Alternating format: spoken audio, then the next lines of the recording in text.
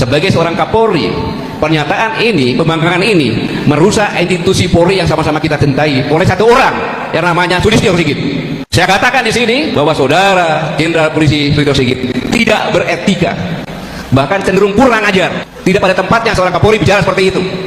Dia kira, Sigit kira Pak Prabowo itu boneka yang bisa dia timang-timang, tidak punya mata, hanya gambar mata, tidak punya telinga, tidak punya mulut, semaunya dia berbuat. Kurang ajar ini namanya. Dan Jenderal Polisi Sulistyo Sigit sudah melakukan pengkhianatan bersama-sama dukungan anggota DPR terhadap presiden dan terhadap negara. Terima kasih Bang Datuk Karni Ilyas. Ya, saya nggak paham tuh hukum, tapi saya paham rekayasa kepolisian. Ya, oke. Kalau saya ditanya, ya, kepolisian ini mau direformasi atau dibubarkan? Saya jawab dibubarkan. Karena apa? Karena memang sudah kotor, buruk. Bukan karena kepolisian di bawah, tapi memang karena jenderal-jenderalnya kotor, busuk. Saya kasih contoh, mantan Kapolri. Dialah otak rekayasa barang bukti digital. Dia, mantan Kapolri. Terus bagaimana jajaran di bawahnya? Kalau mantan Kapolri saja sudah otak rekayasa. Kalau Pak Mahfud MD nanti terpilih sebagai tim atau ketua tim reformasi, saya hadiahi buku ini. Buku ini saya susun. Bukan karena saya benci terhadap kepolisian, tapi karena saya cinta kepolisian. Ya. Ini bukunya Pak Mahfud MD dan siapapun yang menjadi tim reformasi kepolisian. Rekayasa barang bukti digital oleh Puslapor Polri. Studi kasus kopi sianida. Kalau ingin membenahi kepolisian, kasih contoh bagaimana menghukum bahkan mereka yang pernah menjabat kepolisian.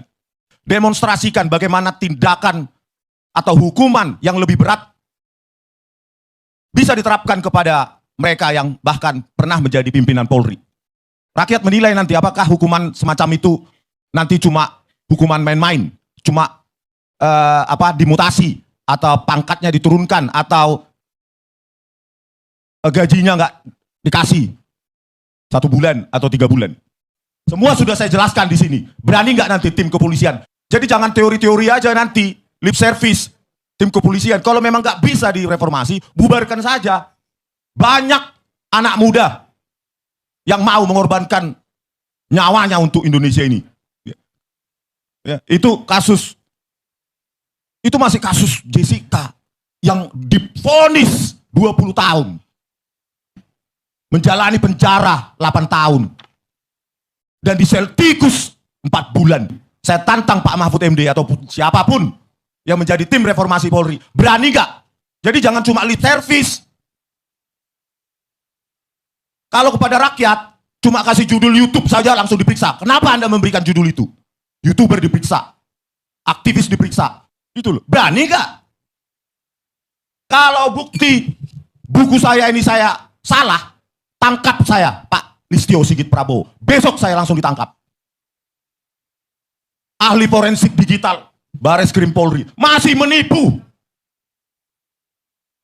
Di sidang PK tahun 2024. Ahli kepolisian, Polri, masih menipu hakim di pengadilan. Gak ada integritas sama sekali.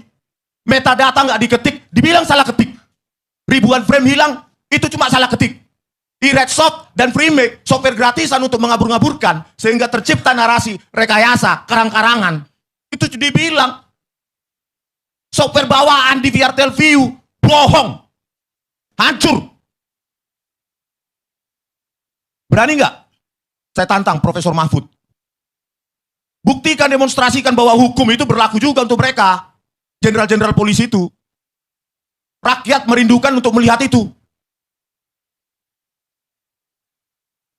Kasus berikutnya. Buku merah. Buku merah di Tipex. Disobek oleh penyidik kepolisian yang bertugas di KPK.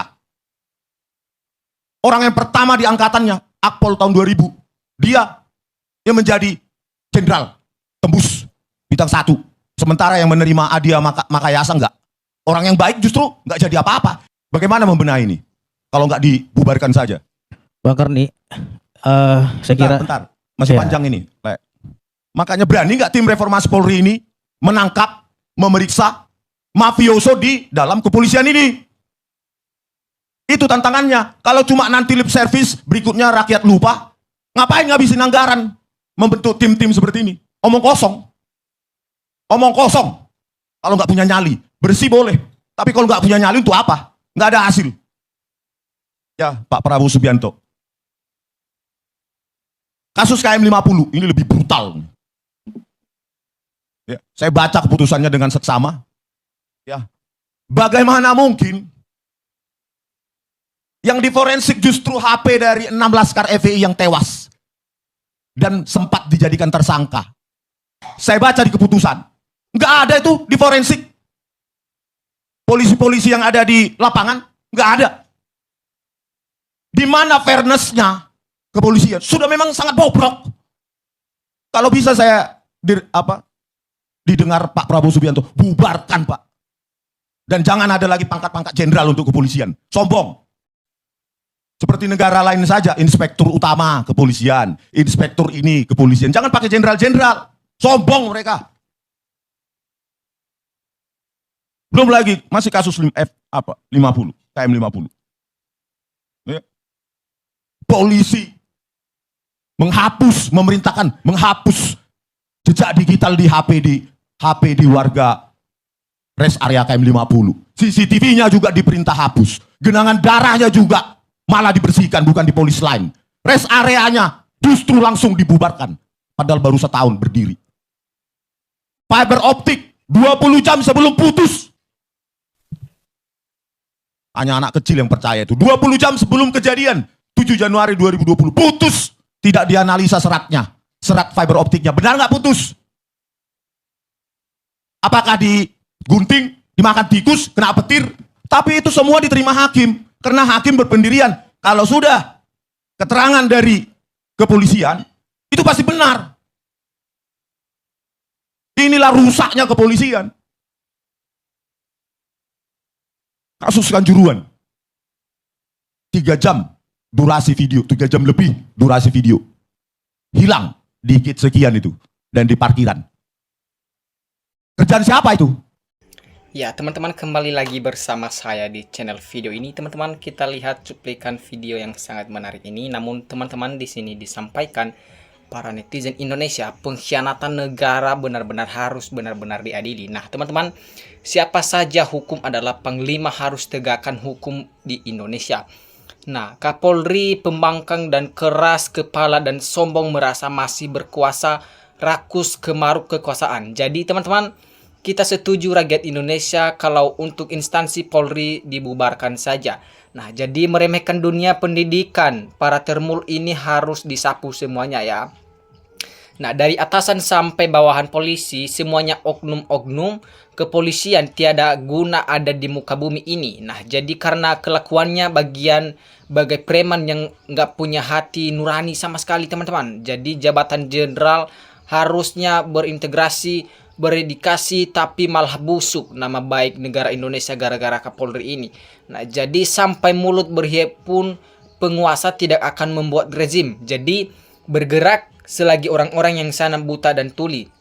Nah, sebenarnya teman-teman, negara Indonesia saat ini kalau dipimpin dengan orang yang tepat, negara bisa makmur dan rakyatnya sejahtera dan tidak ada yang kelaparan rakyatnya. Tidak ada masalah-masalah seperti ini. Memang faktanya Listo Sigit, pimpinan tertinggi Polri, adalah begundal Jokowi yang selalu menutupi masalah ijazah palsu Joko Widodo. Nah, jadi teman-teman, kita lihat lagi. Kepolisian sudah bobrok, penegak hukum sudah tidak benar, tapi DPR dan pemerintah diam saja dengan hal ini. Jadi kita juga hukum dapat sendiri dilanggar sendiri, hukum untuk melindungi yang salah. Jadi pecat saja Kapolri, udah nggak produktif lagi. Banyak masalah yang ia lakukan. Polri termul bukan milik rakyat, harus buat Jokowi. Nah, ngomongan doang, nggak ada aktoin, nggak dupak. Nah, kita lihat teman-teman, sesemangat apapun para aktivis, reformis, akademis dalam menyuarakan kebenaran, kalau presidennya pengecut, tidak berani berbuat, maka semua akan sia-sia. Dan kalau memang serius mau memperbaiki bangsa dan negara, lakukan tindakan yang benar dan nyata.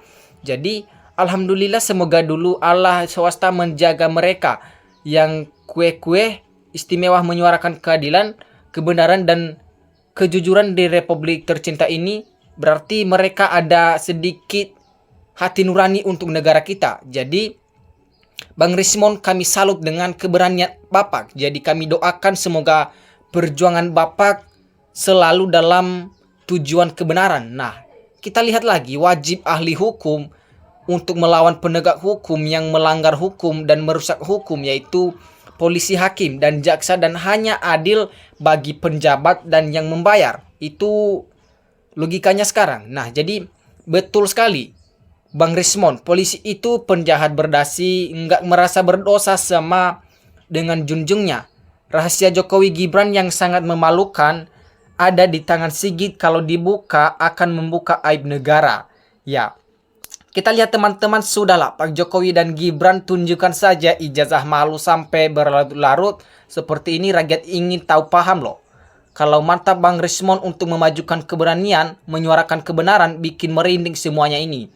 Nah, jadi kita lihat lagi, betul setuju Bang Rismon, bubarkan saja kepolisian, sarang mafia, penjahat banyak, kasus tidak selesai karena sengaja dilindungi oknum-oknum bobrok. Jadi kasus diplomat mudah saja ditutupi tanpa penyelidikan lanjut, padahal otopsi dibayar oleh kalau sendiri jelas-jelas hilang, pasti diumpetin oleh polisi karena ada jelek-jeleknya sedikit. Ya, aneh para penjabat pelaku penegak hukum menangani kasus ijazah Jokowi nggak berani cepat. Nah, tegas dari dulu Gus Nur dikriminalisasi, sekarang Rismon ditersangkakan, tapi ijazahnya Jokowi nggak pernah ditunjukkan sama sekali. Ya, kita tahu bahwa seharusnya hukum digantung buat oknum polisi yang otaknya nggak jelas. ODGJ disuruh jadi polisi, ya jelas ngawur. Berarti siapa yang mengangkat Listo Sigit jadi polisi tertinggi, maka dia pun juga pantas dihukum gantung biar penjara nggak penuh. Ya, teman-teman, luar biasa Bang Rismon ini, memang benar-benar berani sekali. Hendak polisi pada diam untuk munafik orang-orang benar dan dipenjarakan. Jadi penegak hukum melanggar hukum, inilah negeri Konoha, rakyat dijadikan mesin ATM penjabat. Ya, jadi rakyat sekarang obrolan warkop Jokowi, Listo Sigit, Prabowo sudah menjalankan keadilan hukum. Ya, kita bersyukur kepada Pak Prabowo kalau memang benar-benar mendukung rakyat sepenuhnya. Jadi bukan para jenderal Polri yang busuk sampai pada anggota Polri terendah sama busuknya. Ayo gaungkan bubarkan Polri. Memang memalukan seluruh dunia diberi tugas untuk menjaga kenyamanan rakyat, tapi ngurus kasus remeh-temeh saja tidak ada ujungnya sama sekali, teman-teman.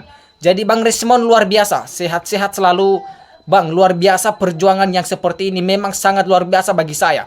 Jadi jangan ditunggu-tunggu, jangan ditunda-tunda lagi, nanti jadi tua segerakan reformasi kepolisian Indonesia yang masih kita cinta ini demi kemajuan dan tegak lurusnya hukum di negara kita. Memang Bang Rismon ini memang berani sekali. Di negara Pancasila, penguasa bebas melakukan apa saja. Nah, jadi kalau rakyat pasti disikat, insya Allah laknat beratkan akan menjerat negeri ini karena kayaknya pun sudah bejat. Bang Rismon pahlawan sejati di Indonesia, berani menyuarakan kepolisian. Kalau rakyat nggak mendukung, kosong Bang, presidennya aja norokan.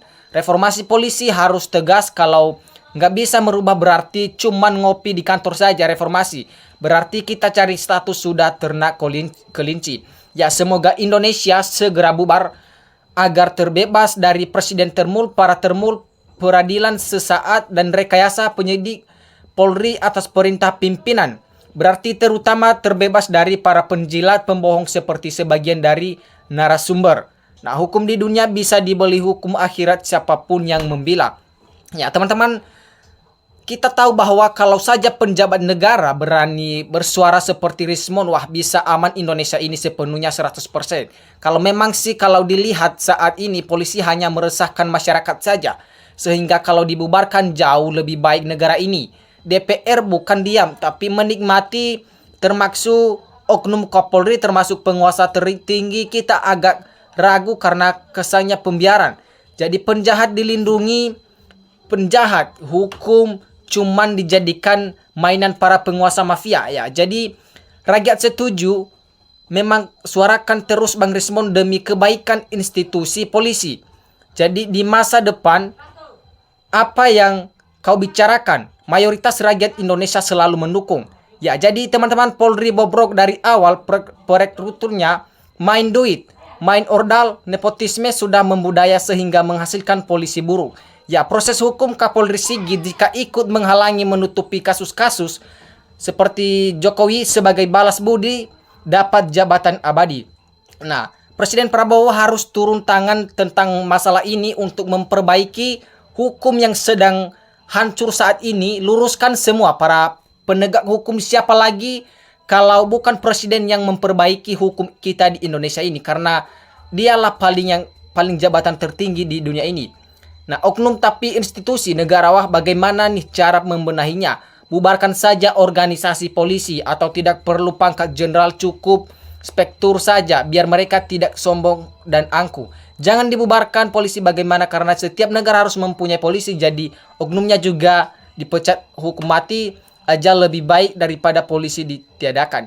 Ya teman-teman, sekian pembahasan kita pada hari ini teman-teman. Terima kasih, salam NKRI harga mati.